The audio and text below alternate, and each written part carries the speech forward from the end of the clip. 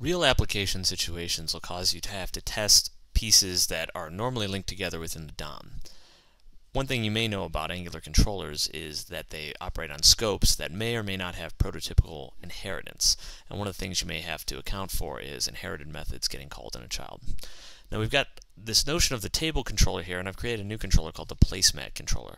Placemat controller is an inherent child of the table, as you could imagine conceptually, and if we had a DOM here, it would also be a child of the table controller in the DOM.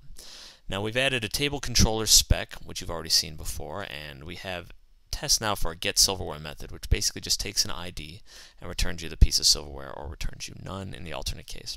Now the placemat controller itself uses this to instantiate itself. So when it creates a new placemat, it sets a fork, spoon, and a knife, and it uses the parent getSilverware method. Whether or not this is a preferable way to do this, this is just the way the spec is right now. And we have 3 tests for this on initialization. So let's run those specs and see what happens here. What's going to happen is 3 of the methods are going to fail, and if we take a look here, it says object has no method getSilverware. That's because the child has no method. The placemat controller has no method getSilverware.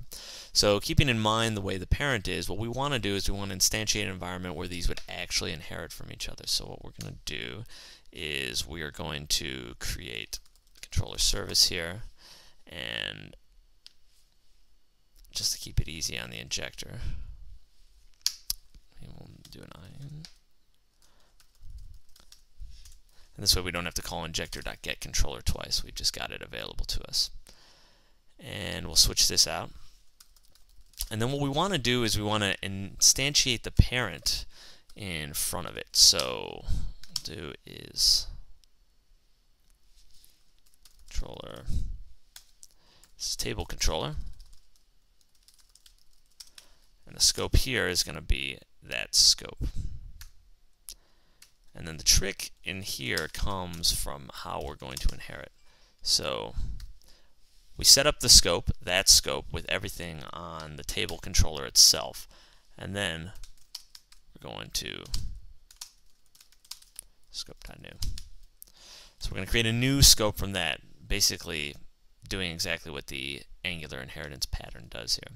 When we set that new scope over here, save that, we should be able to run our specs this time. Have everything pass. And it looks like we've got 44 success.